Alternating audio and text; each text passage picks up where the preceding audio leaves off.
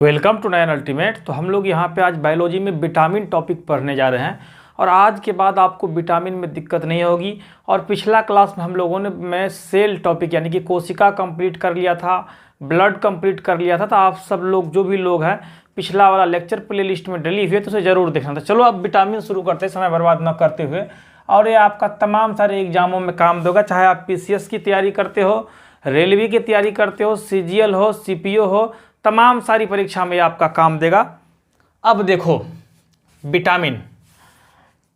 Vitamin शब्द का प्रयोग सबसे पहले फंक नाम का एक वैज्ञानिक ने 1911 में किया था, याद रखना आप लोग। इस भी बायोलॉजी में इतना इम्पोर्टेंट नहीं है, लेकिन फिर भी विटामिन शब्द का प्रयोग जो है फंक नाम का वैज्ञानिक ने किया था। विटामिन क्या होता है? एक प्रकार का कार्बनिक पदार्थ है। विटामिन से क्या होता है? हमें ऊर्जा नहीं मिलती है, याद रखना आप लोग, लेकिन विटामिन हमें रोगों से बचाता है। विटामिन जो होता है एग्जाम में पूछा जा सकता है, कई सारा ऑप्शन देखे। विटामिन का क्या काम है? रोगों से रक्षा करना, हमारी शरीर को रोगों से रक्षा करने का काम विटामिन करता है। और विटामिन क्या होता है? कार्बनिक पदार्थ है, याद रखना आप लोग। ये भी क्वेश्चन बनाया जा सकता है, विटामिन किस तरह से पदार्थ है? तो विटामिन जो होता है कार्बनिक पदार्थ है, यानी कि इसमें कार्बन युक्त होता है। अब देखो विटामिन क्या होता है? प्रोटीन का संश्लेषण। विटामिन में क्या होता है? प्रोटीन का संश्लेषण कोशिकाओं के द्वारा नहीं होता है, याद रखना आप लोग। विटामिन में क्या होता है? प्रोटीन का संश्लेषण कोशिकाओं द्वारा नहीं होता है, बल्कि किससे होता है? विटामिन युक्त भोजन के द्वारा होता है। लेकिन दो ऐसा विटामिन है, विटामिन D और K, जिसका संश्लेषण कोशिकाओं के द्वारा होता है। तो देखो यहाँ पे एक अच्छा क्वेश्चन बन के आ रहा है एग्जाम के हिसाब से, आप लोग ध्यान देना।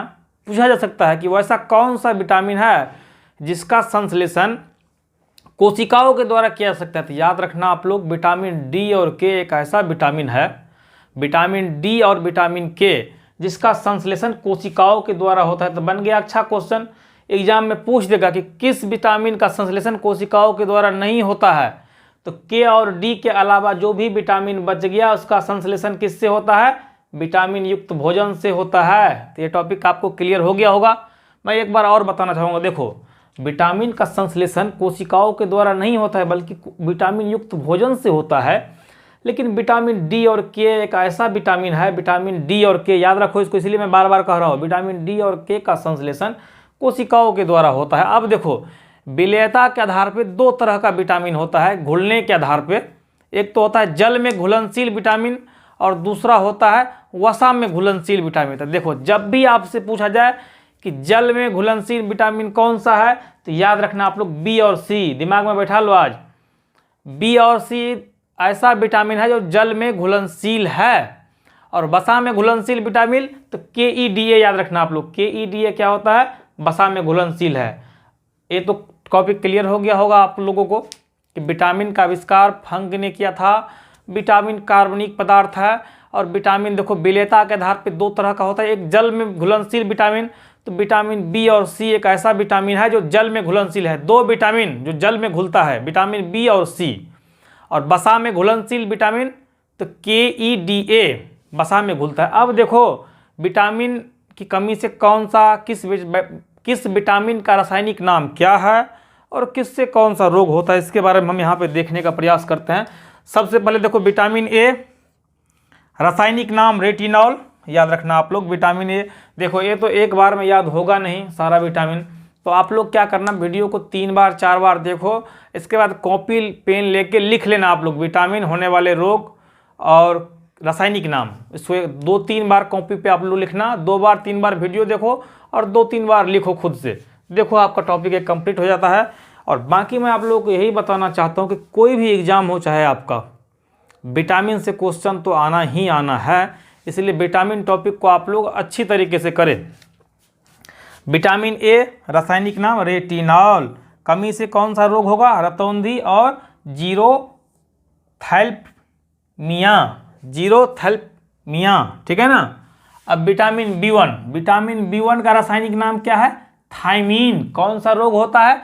बेरी, ये रोग है, आप लोग याद रखना। रोग मैंने यहाँ लिख दिया हूँ और ये इसका रासायनिक नाम है। आप लोग जो है इसी तरीके से बायोलॉजी का अपना नोट बना ले और पिछला वाला भी लेक्चर आप लोग शुरू से देख सकते हो। शुरू दिन मैंने बताया था कि कोशिका के कितने पार्ट होते हैं। 3 लेक्चर कोशिका पे है और 3 लेक्चर ब्लड पे है कि कैसे कैसे ब्लड का पार्ट होता है, ब्लड कौन कौन सा ग्रुप होता है, तमाम सारी चीज़ें हैं। तो इस पर भी आप लोग देखना, फिर कोई नया टॉपिक मैं लाऊंगा और पूरा बायोलॉजी आप लोगों को कंप्लीट ढंग से पढ़ाई जाएगी और आप लोग नोट्स बना ले बायोलॉजी के बाद। फिर मैं फिजिक्स शुरू करूँगा। जैसे ही आपका बायोलॉजी ख़त्म होता है फिर फिजिक्स की क्लास आएगी, केमिस्ट्री आएगी, तमाम साइंस जो है अच्छी तरीके से होगी। तो आप लोग प्लीज़ चैनल को लाइक सब्सक्राइब शेयर जरूर करना आप सब लोग। अब देखो विटामिन B2 का क्या नाम है, रासायनिक नाम राइबोफ्लेविन, ठीक है ना। इससे कौन सी रोग होता है, तो त्वचा का फट जाता है और आँख जो है लाल हो जाता है। विटामिन B2 की कमी से त्वचा में जो है फटने लगता है और आँख लाल हो जाता है। अब देखो अगला विटामिन B3 हम लोग पढ़ने जा रहे हैं, जिसका रासायनिक नाम क्या है, नियोसिन नाम है रासायनिक नाम। और कमी से कौन सा रोग होता है, दाद। आप लोगों ने देखा होगा बहुत सारे लोगों को दाद, खाज, खुजली होता है, ये विटामिन B3 की कमी से होता है। रासायनिक नाम नियोसिन है। अब अगला विटामिन है B5, 5 से ही आप लोग याद रखना, पेंटोथेनिक अम्ल, ठीक है ना। इससे क्या होता है, बाल सफ़ेद हो जाता है। आप लोग देखते हुए कई सारे बच्चों के भी बाल सफ़ेद सफ़ेद होते हैं। इसमें किस लिए होता है, विटामिन B5 की कमी से। अब इसके लिए आप लोग एक बार प्लीज़ नोटबुक भी, कोई भी बुक लेके विटामिन जिसमें दिया हो उसमें दे दिया जाता है। अब देखो एग्जाम में क्या होता है, विटामिन की कमी से मतलब कौन सा रोग होता है ये पूछा जाता है, और दूसरा क्या पूछा जाता है, रासायनिक नाम। तो ये विटामिन किससे दूर होगा, आप लोग जो है बुक में जाके कंप्लीट पढ़ लेना है, जिससे क्वेश्चन नहीं रहता। अब देखो विटामिन B6 रासायनिक नाम पायरिडॉक्सिन।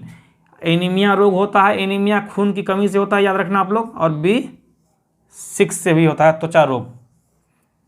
अब विटामिन B7 का नाम है बायोटीन, लकवा और शरीर में दर्द होगा। विटामिन B11 फॉलिक अम्ल रासायनिक नाम, और रोग एनीमिया। अब देखो एनीमिया यहाँ भी है, याद रखना है। एनीमिया B11 की कमी से भी होता है और B6 की कमी से भी होता है, याद रखना है।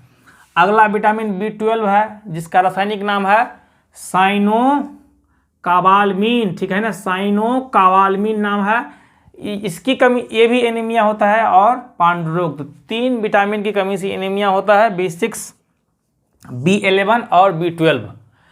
अब विटामिन C की तरफ पढ़ने जा रहा हूं, जो कि खट्टे पदार्थों में पाया जाता है। एग्जाम में पूछा जाता है कई बार कि आंवला में कौन सा विटामिन पाया जाएगा, तो विटामिन C आप लोगों को याद रखने की जरूरत है।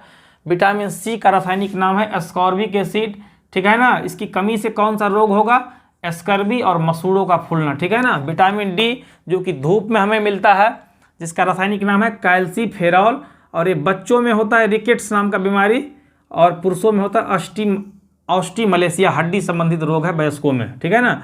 विटामिन E का रासायनिक नाम है टेकेफेरॉल, और इससे क्या होता है, जनन शक्ति कम हो जाता है। विटामिन K का नाम है फ्यूलोक्विनोन, और इससे क्या होता है, रक्त का थक्का न बनना। देखो अब इसमें इंपॉर्टेंट विटामिन मैं बता देता हूं, जिसको आप लोग अच्छी तरीके से याद रख लेना। एक तो विटामिन A आप लोग याद रखना, बढ़िया से पूछा जाता है।